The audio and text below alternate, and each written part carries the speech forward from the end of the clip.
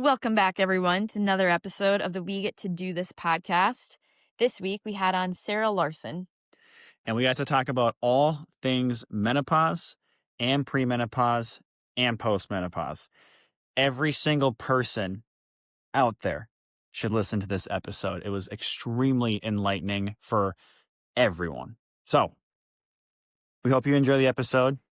And if you do, as always, please leave us a rating or review. And remember that we get to do this. Thanks, y'all.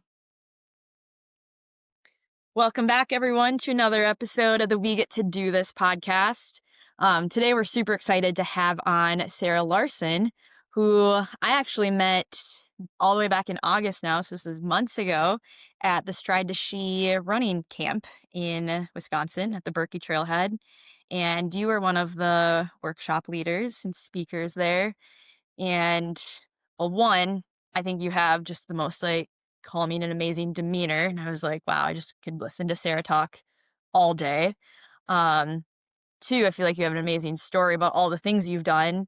And three, you're like a menopause expert and coach about all things menopause. And Jacob and I both work with a lot of people who are, well, all women are going to be going through that at some point or another, or have gone through it. And it's kind of, well, it is a very important topic and just something that we've brought a lot more light to recently. And I'm excited to have you on here to talk about all those things. So, with that being said, we always like to ask Sara, who are you? What do you do? And why do you do it? Who am I? Well, I am Sara Larson. I am a mom of two. I live in Roseville, Minnesota. I'm a mom of two. I have a 16 and 13-year-old, husband, Mike, two dogs, and a cat. So we have a zoo literally just in my home. I have been a menopause life coach now for almost 4 years and a life coach for 5 years. I had no intention of becoming a menopause life coach. That was not on my radar. I wanted to help women who were in that sandwich generation, navigating aging parents and still had kids at home. That was a passion for me. My dad passed away 13 years ago of Alzheimer's. And I understand the struggle that creates. And so many women my age find themselves in that scenario where the parents are getting older. And in some cases, they have kids at home or they're just trying to navigate career and life and all that. So that's what I thought I was going to do. And then in the midst of all of that, I ended up having my own crazy, weird health issues that kept popping up that made no sense. Like, I'm a healthy person. I'm active. I've been active my whole life. I'm pretty healthy generally, but I kept having all kinds of strange things happen. Like, I couldn't recover from workouts. The fatigue was overwhelming. You guys, I signed up for an Alzheimer's research study because I was totally convinced that I had early onset Alzheimer's and a handful of other, I mean, it was chaos is how it felt. It felt like it was total chaos. And because of that, I started seeing doctors and physicians trying to find some kind of meaningful help anywhere. And I kept getting bounced from one to the other. So over the course of 2 years, I saw over 12 doctors, didn't really come out with any answers. And then ended up randomly seeing this post about the 36 symptoms of menopause. And I read the post and my jaw dropped. And then I texted my husband. And I said, babe, did you know there are 36 symptoms of menopause and I have 92 of them? Like, this is insanity. And so that started me on this total deep dive. Like, I just started digging into all things menopause. I joined the National Menopause Society. I started going to conferences, started learning everything I could possibly learn. And my mind, frankly, still continues almost every day to get blown. Just like how much information we don't know and understand about our bodies as women, how much as a society we've shut this conversation down and don't talk about it, and how much we need to know and understand what's happening in order to take care of ourselves as we get older. Mm-hmm. Did I answer those? I just went off. Who am I? I kind of said that. What do I do? And I do this because It's the best job I've ever had. I've had some really cool jobs. I've been a wilderness guide. I have owned a women's adventure and travel retreat company. Um, I've worked with kids. Like I've done some really, really cool things, but this, without a doubt, is probably the most fun job I've ever had. And single-handedly one of the most rewarding things I've ever done, because no matter what stage you're at as a woman, having these conversations is meaningful because most women don't know or understand what happens to them during menopause. It's always informative. And the truth is, like, I think when the reality is when you give women good information, they make good decisions. And so empowering women to be in that space where they feel empowered and in control of their own lives is just pure magic. Thanks for all the work you do. Yeah. Yeah. When do you think, if you had to put a rough date on, because obviously menopause has been around for a very long time.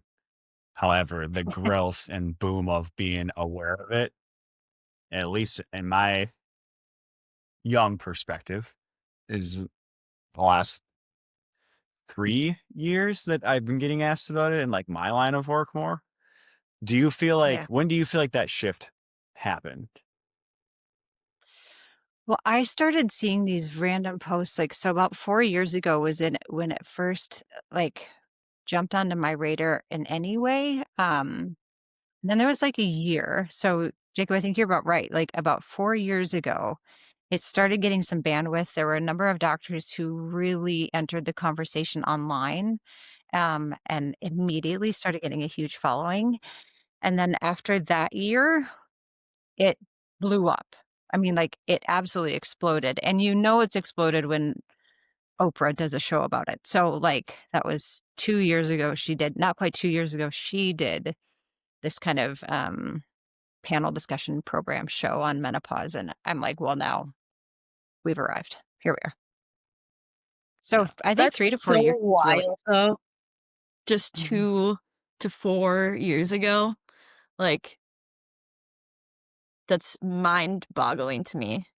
mhm, And I know in your, workshop too, like, you're talking about, I mean, just, like, the research and stuff that just hasn't been done on women and how we've just mhm, been thought of as just, like, little men, mhm. and how crazy that is.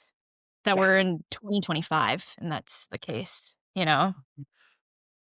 absolutely. Exciting for Yeah, the it growth had a though. moment, See. like, in the late '90s, into the early 2000s, like, the reality is most women were offered hormone therapy as a standard treatment for menopause.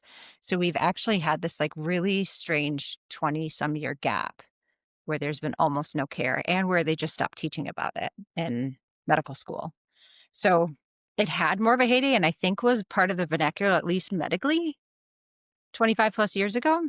And there are people I work with now who have been literally trying to get this message out for 30 years, right? They've been screaming it from the rafters and trying to get on shows and talking about it and treating people. So you're right. Like it's not a new issue. It's been around since women have been women. And I think that though, because there's a whole storyline that explains why that happened 20 years ago. And it's just finally making its resurgence. Well, because 'cause wasn't there a study that came out that was talking about how hormone replacement therapy is actually, like, causing is it, like, breast cancer and, like, was causing all these Mhm. issues, and that wasn't that in, like, the early 2000s, which is then when we, Yeah. like, pulled back on Yep. all of that, and now we're coming back Yes. and like that, like, Yeah, there was a what massive study called the Women's Health Initiative, and it still to date is the largest study that's ever been done, largest longitudinal study that's ever been done on women, particularly middle-aged women. The study veered towards slightly older women, and the initial question, and really the reason they started the study, was to look at cardiovascular events in older women and better understand that. But it was a really well done study in the sense that they had like different cohorts, right? So you had your like control group and your people who are on hormones and your people who are on placebo. Um, but then there was an indicator that perhaps one of the cohorts was seeing a slight increase in risk of breast cancer, And it wasn't so much that the study itself was like broken or flawed. It had its issues. It wasn't a perfect study by any stretch of the imagination, but it, it got nabbed up by media and just blown completely and totally out of proportion. Like totally out of proportion. They didn't really read the research. They didn't really understand what the interpretation of the research meant. They literally just started screaming from the rafters, throw your hormones away, you're all going to get breast cancer, which was not actually the case. Yeah, that's crazy. And Oh, yeah. also, I mean, these aren't things that, like, my understanding is that MDs also don't learn this in medical school. And so there's just like not that education piece around it too. No. Yeah. The average OBGYN, so female doctor, the average OBGYN gets between 1 and 5 hours of education in their entire medical school curriculum. What? That's That's insane. insane. When this Mhm. is something that goes on for 10 plus years of a woman's Yeah. life and Mhm. beyond. Absolutely. Yeah, I mean, it's a lifetime impact, right? It's not like you finish menopause and all of a sudden your ovaries are like, "We're Yep. back," and then you live out your 80s in glory, I mean, it's a permanent change that we live in for the rest of our lives, so and it impacts our bodies, right? It impacts every woman's body differently, for sure, but it has massive health implications for us. Mhm. Huge. Yeah, in fact. Before we well, Go ahead. go ahead. Okay. The one of my favorite things to talk about is there are right now, as of today, though it's getting better, there's a whole bunch of people in the wing to get the certification, but there are, as of today, fewer than 3,000 menopause certified providers. There are right now in the United States 55 million women who are navigating the menopause transition from peri into post, which means that for every provider, there are 13,750 women who need care. Hmm. That's good. So, It's really good. right. That's insane. Mhm. So it's not a surprise, right? I hear stories every day of women who come to me and are just like, I don't even know what to do. I went to my doctor. I was told I was too young. I was told that, they don't believe in hormone therapy or they just won't do it. I mean, women have been told everything from like, most of this is in your head to if you just kind of pull yourself up by your bootstraps, you can do what every other woman since the dawn of history has done and just get through it. Like the things that have been said to women about this are just asinine. But when you think about the fact that like you're going into a situation where you're asking a doctor for help and they don't actually know or understand how to treat you, it's a really important caveat, I think, to remind women like this doesn't make these doctors bad doctors. It just means they really don't know how to treat your menopause. And that's really where the problem lies, right? Like finding ways for our physicians and NPs and PSPs and everybody to get the training is just that's the thing we're waiting on. Right. And now I feel like it's led to this big movement of people finding their own information. And Mhm. a lot of people are seeking that help online Yep. because there's just not enough providers to go around, like you said. And Yep. then it's very cool to have people like you who have gone like who do know their stuff and who have gone through it and talked to so many women, like helping to spread this information is so vital. Yeah, and I spend a lot of time too. I really try to spend a lot of time talking to the doctors who do treat this and really do understand how to treat it. Because a big piece, which again was sort of a move I didn't anticipate when I started this, I thought I was just going to do one on one coaching and help women navigate the chaos and the mess and all of that. Um, but one of the things that I've started doing a lot more is helping women prepare for those appointments, and just sitting down and being able to have a conversation and be like, let's talk about what's happening, what your symptoms are, when they started, what makes them worse, what makes them better. Have you tried any medications? Are those medications working? And then get into all of the options, right? Because there's this huge toolkit of options that doctors have at their disposal to treat, everything from hormones to non-hormones to naturopathic to lifestyle medicine. Like there's all kinds of stuff in the mix. Um, but if women don't know that, right, it's hard to go into a appointment informed and be able to be like, I'm curious about this. I really want this. I'm not interested in that. Like just to be able to have that full conversation, because the thing I hear from doctors all the time is women will schedule their annual physical and they'll be like, I need to come in and get my annual physical. And then, their 17-minute appointment at minute 15, they're like, oh, and I need to talk to you about menopause. And if the doctor does know and even understand how to talk about it and offer treatment, they're like, I got 2 minutes. I'm 45 minutes over schedule. I can't do this right now. And so women leave feeling dismissed and they don't get the answers they want. So even just coaching women, like, you need to schedule a problem visit, a separate visit just to talk about menopause. Do your research, make sure the doctor you're going to see knows and understands how to talk about it, and then get in the room and have your stuff like figured out so that by minute 3, you're like, now we can get to some solutions.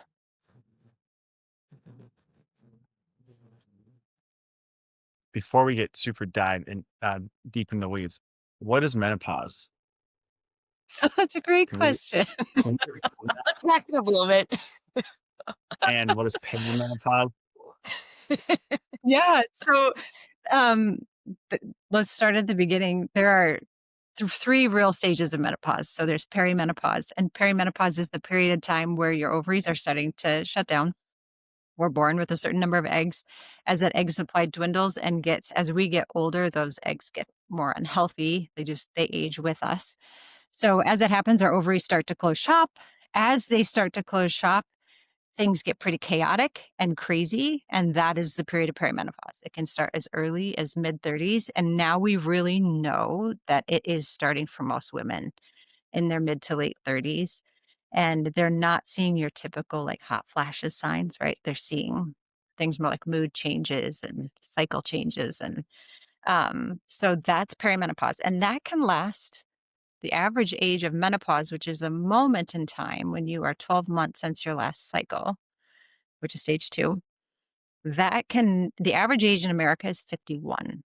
So for some women, if you're starting symptoms and starting to feel weird in your mid 30s, it can be a long road, up to 15 years and even sometimes longer.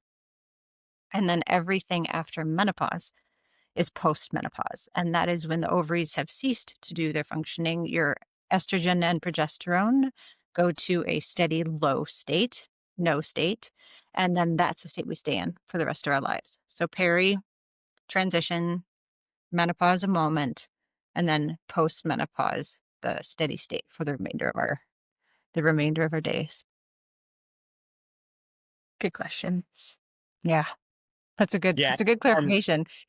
Yeah. And then so like, what does a menopause coach, what do you do? What is your role? I do a couple of things. I do the appointments, so I help women find evidence-based care. I help them navigate the system and find someone who understands how to treat menopause, whether that's locally or helping them find a telehealth company. So I do that, then help them prep for the appointment and process the appointment afterwards, because I've met women who've been given like a vaginal estrogen cream and have 4 tubs of it and have never put it on, right? They have no idea why they got it.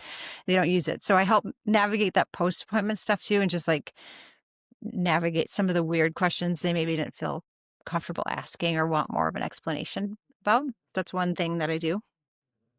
Another thing that I do is just one-on-one coaching. So it's kind of this premium, just you and I sitting, talking. I do it in person or online. And I really work through 5 primary goals, right? My ultimate job is to help you know and understand what's happening, become really good at advocating for your own self-care and understanding that that is something you have to get good at and skilled at doing. I talk a lot about intention, meaning how are we thinking about getting older? Are we even thinking about getting older? Or are we just constantly chasing, trying to stay young?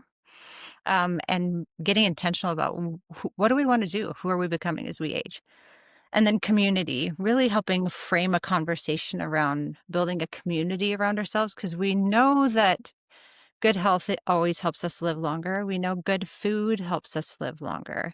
But what we actually know now is that community and a sense of belonging is probably one of the single most important things that we need in order to really stretch our capacity for longevity. And it's something that I think nowadays is harder and harder to find. And many of us don't prioritize it. We spend too much time on our phones and kind of looking down. So we talk a lot about community. And then another big passion for me is helping find a guide or a mentor. So someone who can just come alongside you and navigate the chaos with you, and really being intentional about how we look for that person. Like, you don't necessarily have to have coffee with them every week, but like, do you have that kind of siren North Star person who you're like, that's what I want. I want to do it that way. So that's one-on-one coaching, and I do group coaching. So I have a group program that you can join. We meet twice a month. It's the second Tuesday and fourth Tuesday of the month for an hour. The second Tuesday is just group coaching. We mostly share stories. We laugh a lot because we all forget what we're saying mid-sentence. And there's full permission to just be mid-sentence and then be like, it happens every time. So we laugh a lot, we cry a lot, and we mostly just share stories and kind of act as a support group for one another. And then the fourth week, I bring in experts. So sexual health experts, pelvic floor experts, hormone expert, PTs, therapists, experts in GLP-1s, weight loss. And then it's a chance to kind of get some education, but also ask questions. So those are my primary ways of interacting. And then I do a ton of education and public speaking. So I travel all over and talk to whoever will listen. Well, I think everyone should be listening because I do clearly you too. offer a wealth of knowledge. Like, yeah, me too. So then last really good background question, I think, from a male perspective, at least, because I know so little about this. Um, Right. how do we treat it? Like you said, treat menopause. Mhm. What does that look like? And Mhm. yeah, can we talk about that too, quick? Here's where, I mean, a little bit of me really cautions people. Like, I always want to be like, hold on to your britches, folks, because it's about to get messy. Um, this is the nuanced, personalized reality of this particular stage of life.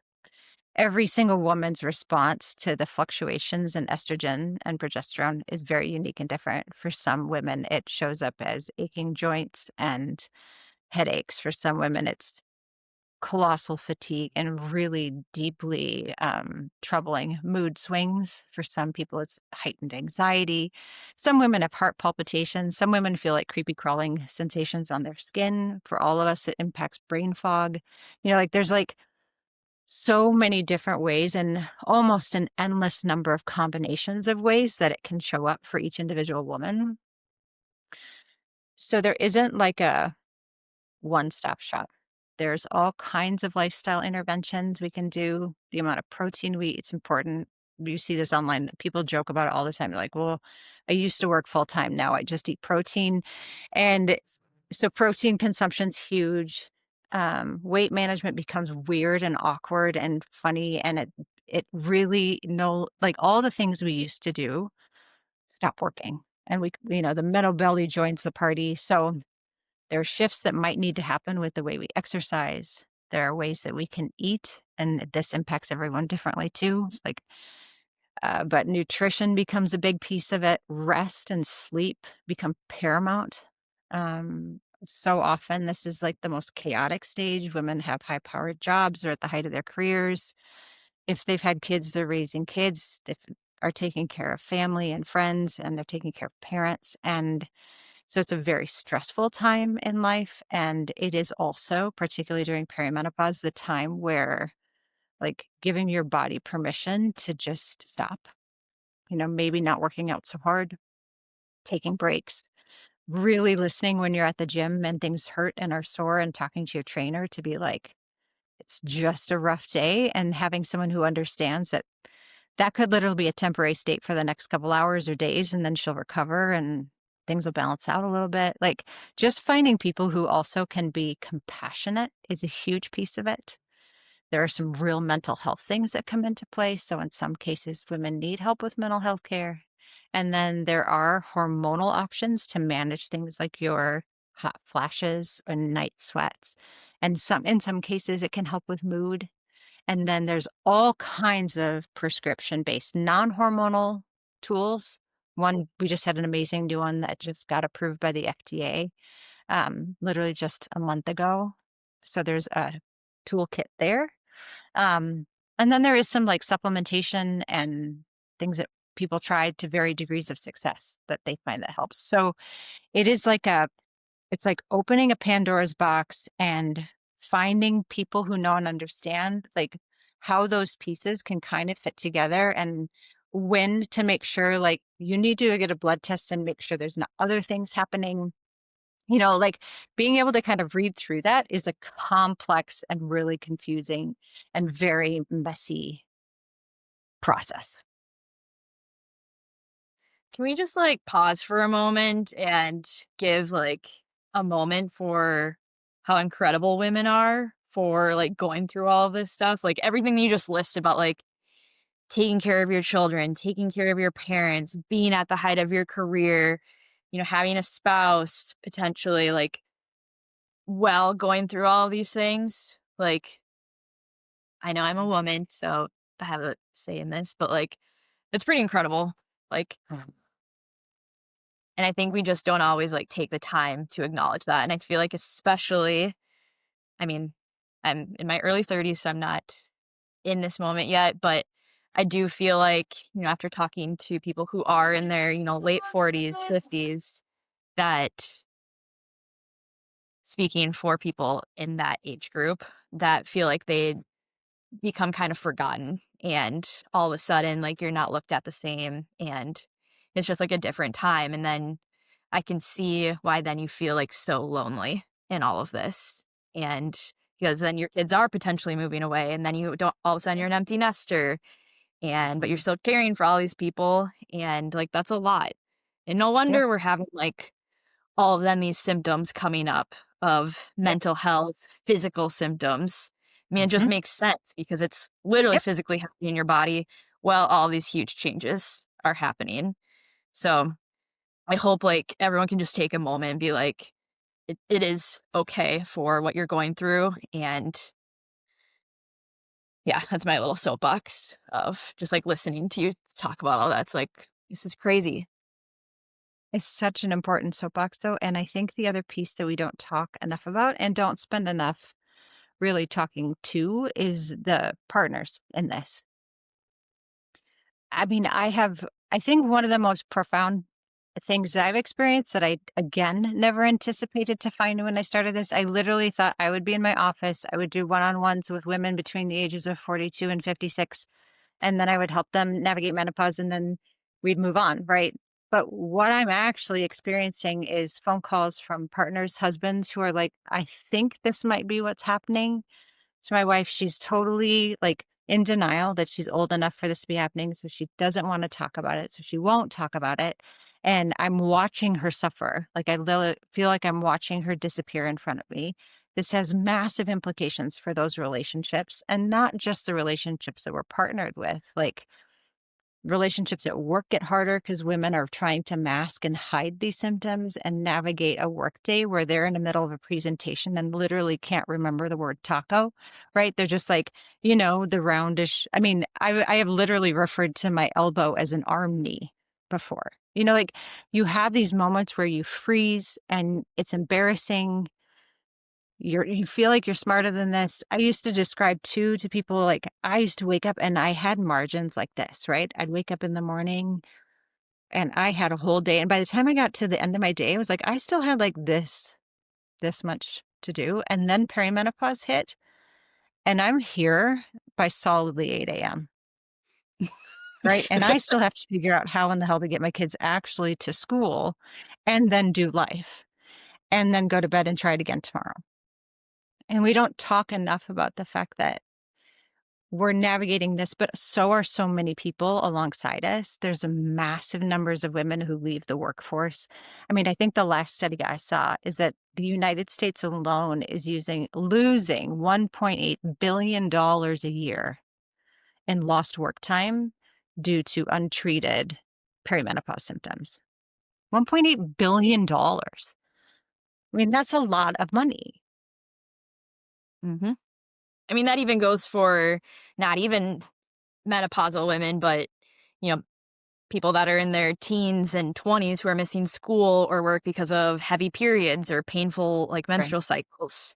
Like, this Yep. just encapsulates all of that and the hormonal changes, and we just don't talk about it, and No. women just, like, suffer alone, and I mean, I get to thankfully talk to my patients and stuff about it 'cause I'm always asking, like, what your menstrual cycle is like, and so many, like, women, one, don't even know what their cycle is like, what kind of blood they're having, the color, the quality Mhm. of it, um, and yeah, they just haven't talked about it, or they just think that having, like, a really heavy, painful cycle is normal, and that's okay to just, Right. like, miss like, a couple days of school or work.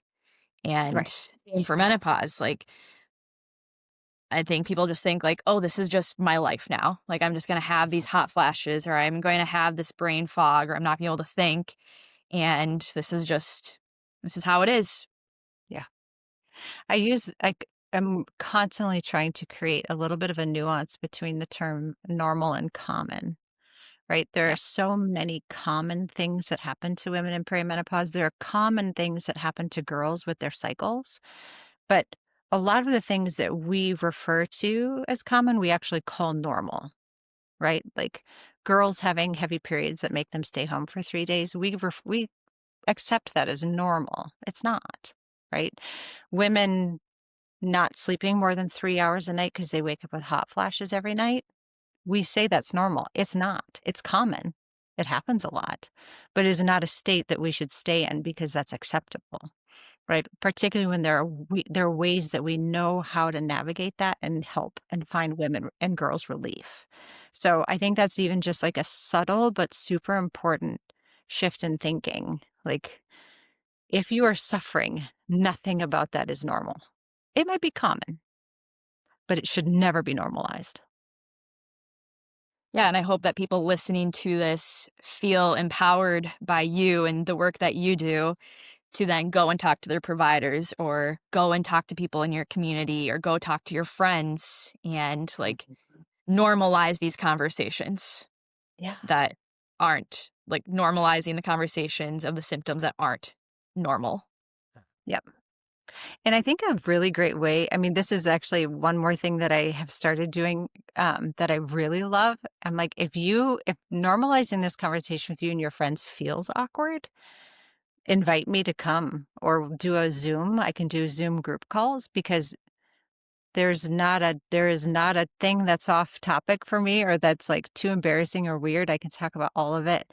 And I can Mhm. facilitate a conversation too that just helps kind of normalize it to be like, look, ladies, we're going to get real serious about what's happening down under and we're going to talk about it and we're going to address it and make sure that you understand that there's stuff that you can do. So I think too, creating some cultural structures around how those conversations can happen is really important. I mean, like I love the fact that I keep getting invited back to Ski to She and Shred to She and the fact that like even that group, right? They're really normalizing this as a conversation that's worth having. And that's where the change is really going to happen. Mhm. Definitely. Yeah. And also, like, Sarah, so again, I'm 31 right now, but so my friends and community are more in that age group, but I'm starting to hear more about, like, how we can prepare for perimenopause and for these things. Like, do you feel that that's something that, people who aren't currently experiencing? I know you said that, even at 35, you can start below the surface, these things are starting to go on. But, like, Yes. how can we start preparing for these things to, like, set ourselves Mhm. up for success now that Yes. thankfully my generation is lucky enough to have resources and to be talking about this? Like, what are some things that we can be doing for ourselves? I think one of the hugest things is really understanding, how to become good at recognizing what's happening in your body. And what that is gonna require once in a while is slowing down and noticing, right? Like, I'm not saying you have to do a 4-day-long silent retreat where all you do is get in touch with your body. Like, I'm talking about, like, when you're showering, pay attention. Like, understand what's happening, notice subtle changes, become familiar with your body, and really, like, invest in some time and energy to do that. I think that's the number one thing, and we don't really They don't really teach girls or men how to do that. So getting really good at becoming an expert in your own body is huge. Two, untangling ourselves from the idea that um, by asking for help or by demanding the kind of help we want and deserve is somehow being too high maintenance or too much is also really important. When you walk into a doctor's office, if the doctor is dismissive, rude, or in any way, shape, or form makes you feel shame or bad, there's one response to that, and that's to walk out the door with no explanation. You don't have to justify what you're doing. You literally stand up and you walk out the door. Like, teaching women and girls this it is so hard to believe that we have that right to do that. We don't have to put up with that kind of stuff. And then there's like the really like core stuff. Fuck skinny, get strong. Like, if you want tools in your toolkit that actually really move the needle on how women respond to perimenopause, get strong. Muscle is like one of the most amazing tools we have. Its long-term cardiovascular benefits are off the charts.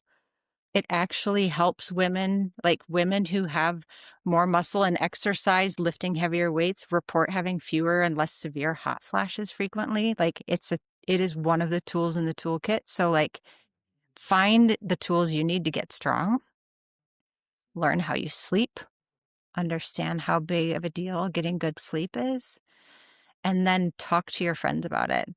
Because the questions you're asking in your practice are so essential. Like, what's happening with your cycle? Because those are actually some of the first signs, right? Your cycle maybe gets a little bit shorter, or for some it's a little heavier, or for some it's a little bit lighter. Like, there are these really subtle changes that can start happening for women in their early to mid 30s. And that can be a sign that like stuff's changing, right? Things are starting to shift. And then finding a doctor early on who understands and can walk through that whole stage with you is really important. So that feels like a really long list that I just spit off, but none of them are crazy time consuming, right? And a lot of them are kind of like learning how to push against culture a little bit. But I think the biggest thing is what I wish so much is that we were better about teaching all of our kids, boys and girls, how to really become good at understanding what's happening in their own skin. And trusting that they're right about it, because doctors might be experts in all kinds of things, but they sure as shit are not an expert in being you. You're the only one Yeah. that can do that. Yeah, I think that's also an important message that no two people are going through the same things No. ever. And yeah, that you know yourself better than anyone else in the world. And then to become clear on that is vital Yep. on who are you and what do you experience in life and what Mhm. works for you. Because Yeah. like you said, what works for me could be completely different for somebody Right. else. Yep. Yeah. Yeah. What was I gonna say? I have a question. Go ahead. Yeah. So, is birth control essentially like putting someone through menopause that isn't going through menopause? No. You know what? So Can you explain? the sole purpose of birth control and the way that it interacts with our reproductive system is that it prevents ovulation, right? Like, that's its entire job, because the job of birth control is we don't want to get pregnant. So really all it's doing is preventing ovulation. And there's a lot of I don't want to I want to be nice. There's a lot of lingo in the ether that birth control is dangerous and it's terrible and it's all of these things. I always like to reframe that to say no one has to go on it, right? No one's forcing you to go on birth control. It is, again, a tool in the toolkit for the life you're choosing to live based on the needs you have and your particular health concerns. So there's some really brilliant evidence, particularly for perimenopausal women, if they're having really extreme mood issues. That can be because the problem isn't so much that they have estrogen or they don't have estrogen. The problem can be that their body doesn't like when they go from this estrogen state to this estrogen state. And then it hates it even more when it goes to this estrogen state, right? So in many cases, particularly during the perimenopause transition, birth control is really used as a tool to level this, right? So you don't have all of this happening all the time. So there is the reality that if you are on birth control and maybe if you have an IUD and you're not having a period, yes, it is hard to know, like, where am I at in this cycle? On some level, if you really, really want to know that, that's a great conversation to have with your physician to be like, this is a process I want to feel more in tune with and in touch with. And so I want to go off birth control so I can kind of navigate that in my own way. Totally valid point. For other women, they're just like, I could care less. I don't want to know. And they can stay on birth control and just till they're postmenopausal and then get off. That's also totally a valid option. I think for me, the big thing I try in my coaching to do is to undemonize any of those choices because there are really very valid reasons for women to choose all of those different choices at different times in their life for very, very good reasons. And particularly like with birth control, if you're under the care of someone who really knows and understands how to use it well for those different stages in life, um, it can be in some cases a real, almost a life-saving tool. So, um, yeah, the real purpose of perimenopause is um, birth control. See, it just happened. You just have to like go cross-eyed for a second and wait for it to pop back in. Of birth control is to really like just stop that fluctuation, right? Because every woman's cycle, the way we start, right, is we have estrogen, and our estrogen gets high for part of our cycle. It kind of dips a little bit, gets high again, and then it goes way down. And then progesterone goes high. And when that happens, when estrogen drops and progesterone goes high, that's when we ovulate. And so we have a cycle. So then this also explains something too, right? Our estrogen goes low, our progesterone goes high. And it's this little window of time too where we all get kind of cranky and moody because all of those benefits of estrogen softening so much of what's happening in our brain goes away. And so then imagine this happening with your hormones on an average day, right? Like this can happen 6 times a day in perimenopause and just creates chaos. Okay, so birth control like makes that analogy more like this, and then menopause makes that analogy like that. Yeah. So then you have menopause, right? You get all the way to menopause, and then like literally instead of you having this sort of regular cycle, then perimenopause, then you just go down here and it's gone. The ovaries are no longer producing estradiol or progesterone. There's still some estrogen receptors and estrogen producers. Testosterone plays a role with estrogen. So there are forms of estrogen that still exist in our bodies, but the primary one, estradiol, is gone.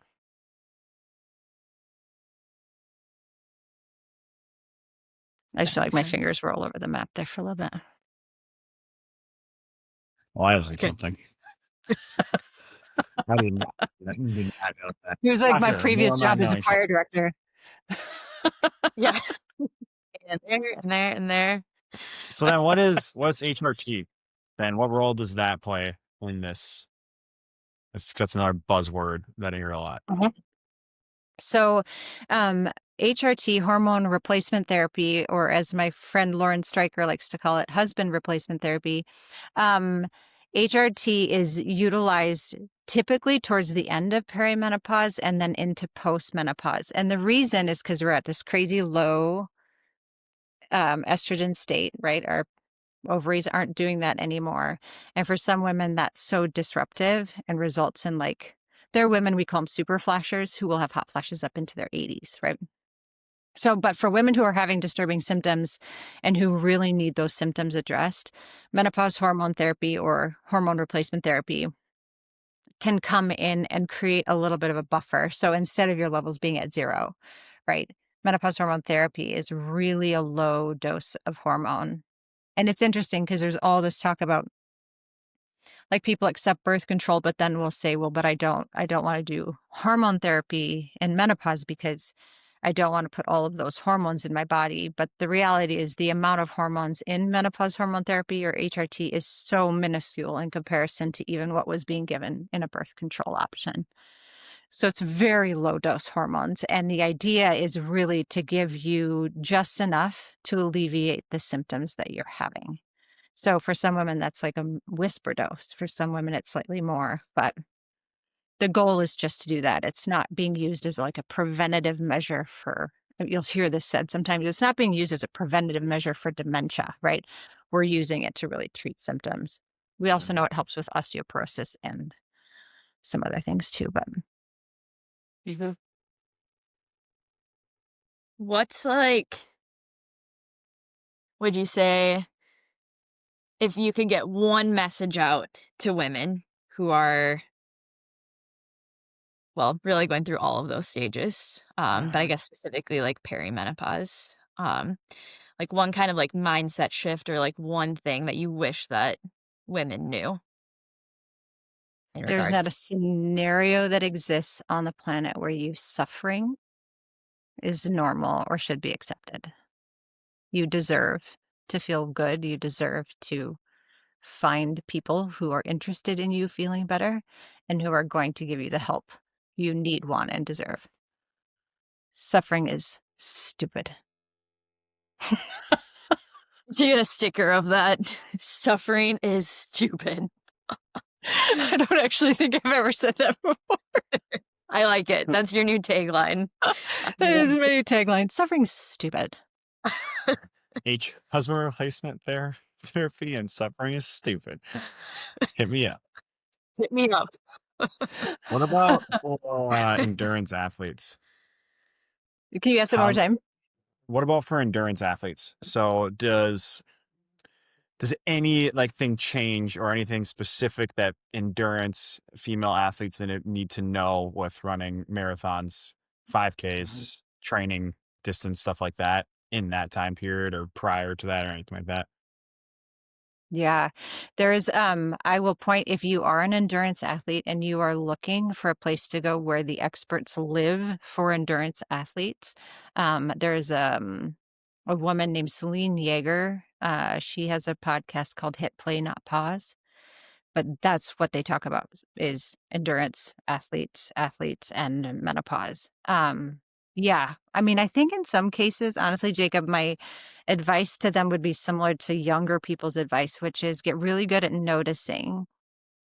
Understand that there may be a period of time in your life where like adaptation becomes really, really important, and understanding what those adaptations are for you under the care of a physician and a informed trainer is going to be super important, because it can, like perimenopause with the chaos that it rots, some women really can experience some pretty intense joint pain. Frozen shoulder is a pretty common thing that happens.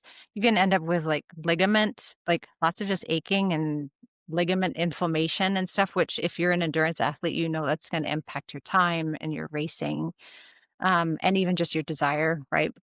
So I think figuring out what those adaptations are, it may mean having longer rest days or longer rest periods in order to really do the recovery that you need. It may mean prioritizing sleep. I think for a lot of women, eliminating alcohol is a huge, I mean, professional endurance athletes probably are already on top of that, but like alcohol is a really big inflammation, and particularly during perimenopause, that gets even more, like we just get more sensitive to it. Um, so there are all kinds of things, dialing in their nutrition, anti-inflammation, Mediterranean diet, paying attention to protein. I mean, like all the stuff they're probably already doing, but first and foremost, recognizing that scaling back sometimes may mean gains later, and that for so many of us, it is temporary. They won't be in this state forever. So being kind to yourself that this isn't forever, it could just be for now. So maybe there's a couple years you don't podium, and that doesn't mean you've stopped being an athlete, because boy, the 82-year-old just finished the Ironman. Was she 86? I Yes. think. Like your time's never up. But I think it is really important to have the conversation. Like it could get kind of chaotic and crazy. And it's likely nothing you're doing wrong. Mhm. Any other questions? I do. I have one more. Go.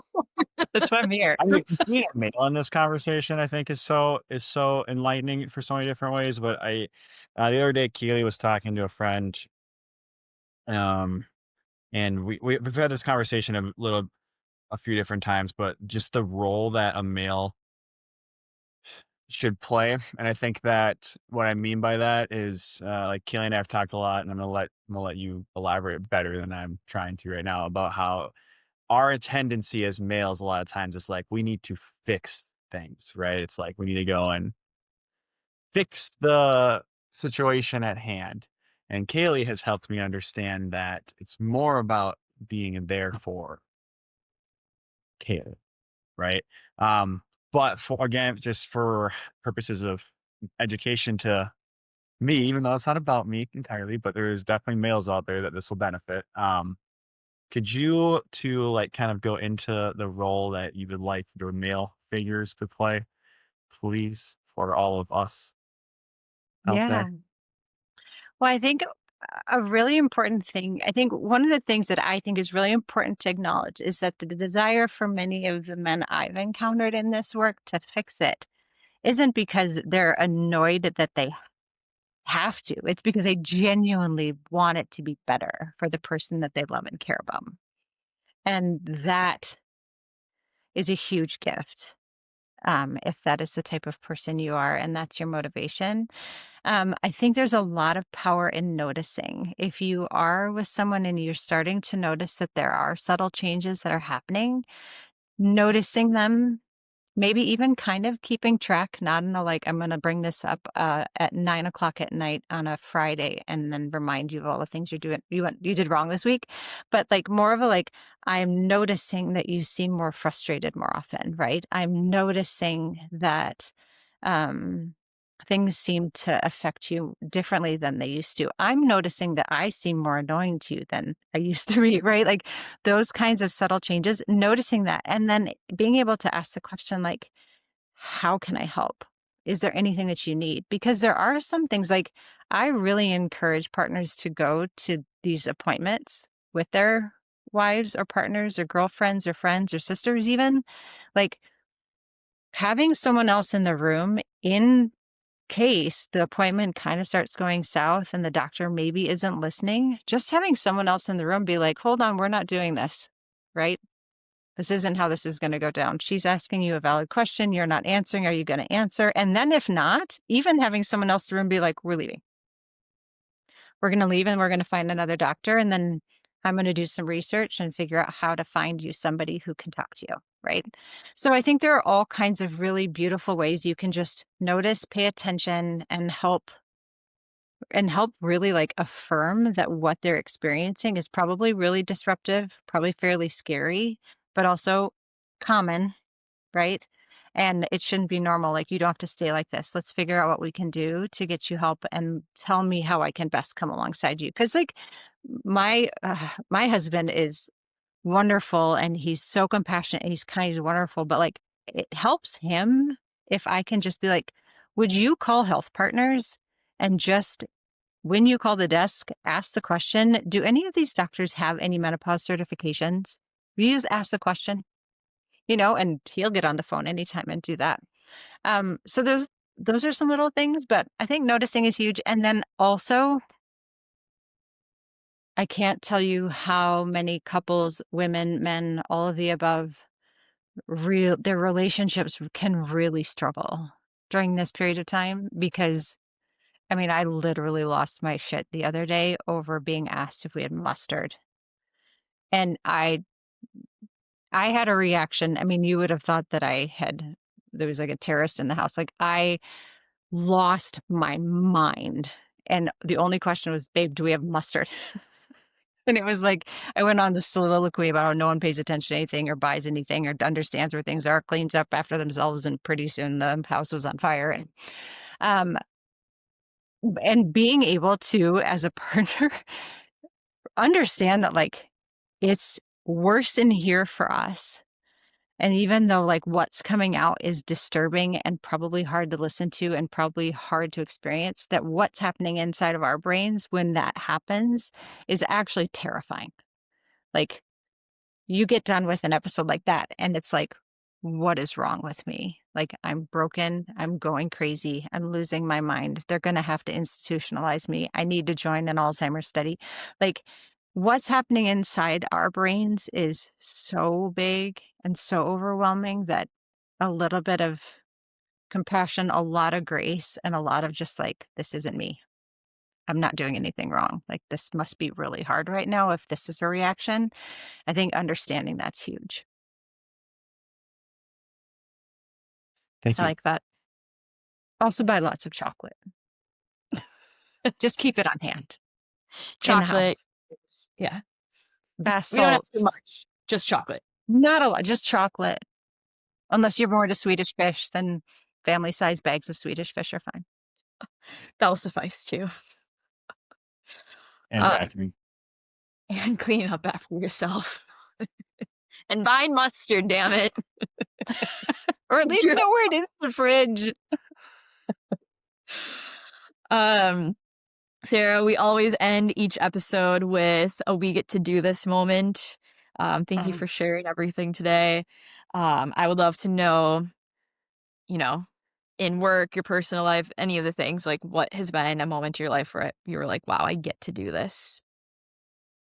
I just had a phone call from a gal who I've been working with for almost 2 years. She called about 3 weeks ago. We had kind of ended our coaching. She was kind of launched, right? I thought that she had really found everything that we'd been working together a long time. But she called me back and she said, she had been through hell. She had been super dismissed because of her weight. She'd been shamed because of her weight. She'd been told so many horrible things and had tried so hard to find meaningful care and just couldn't. And so this was like a years long process of continually teaching her and reminding her that she was worth the time and the effort to find someone who would listen and who would help her so that she could get the care she wants. But she called and she just said, I think for the first time ever in my life, I've recognized that it's not just that I deserve to find a good doctor. It's that I deserve to be treated well by anyone I choose to interact with in my life. And that is within my power to decide. And so, yes, I helped her find a doctor. Yes, I helped her find a menopause informed doctor. But she was able to state unequivocally, like, I get to decide how I'm treated and I will be treated well. And for this woman, that was huge. I get to do this. I get to have those conversations. And that feels really fucking good. That's life changing. That's Yeah. huge. Yeah. You helped change her life. That's Yeah. very cool. Thank you for all the meaningful work you do, Sarah. You're For welcome. people who want more help outside of this podcast Mhm. episode that we just did with you, how can people be part of your community? Where can people follow you? How can they get in touch with you? The easiest way to get a hold of me is just to go to my website. It's Sara Larson Coaching, and then book a free 15-minute call. And the reason I do a call is because I do a ton of stuff, right? Like, I'll come to your house if you throw a party. Like, I'll do a Zoom call with you. I'll help you go to the doctor. I'll do one-on-one coaching. You can join my group program. There's so many different ways and things that I can do, or I'll come speak at your women's group, whatever. The conversation, the 15-minute call, is really just to understand what is it that you want and need. It's not a sales pitch. I don't have like a program I'm trying to make you buy. It's just a chance to actually like talk with you and see where you're at, what you need, what you think would be most helpful. Because if there's one thing for me as a coach that I really, really believe, it's that we all really do inherently know what is best for us. And if we're given permission to make those choices and do that, the progress we can make is exponentially greater than without that. So that's the easiest way, saralarsoncoaching.com. There's a little button, just brings you right to my calendar. You can pick a 15-minute window, no charge. Check in, say hi, and ask for what you need. Perfect. We will Amazing. Yeah. link that in the show notes too for listeners, but Love it. saralarsoncoaching.com. Thank you so much for being on here. We really appreciate you and your time and yeah, for everything you do. You're changing lives. So thank you for what you do. Thanks, Sarah. Thanks for having me. Talk soon. Yeah. Wow, Kaylee, we made it through another episode. What do you think? We would love if you would go give us a follow, a 5-star review, and comment on the episode and what you liked and what you'd like to see more of. See you next time. We get to do this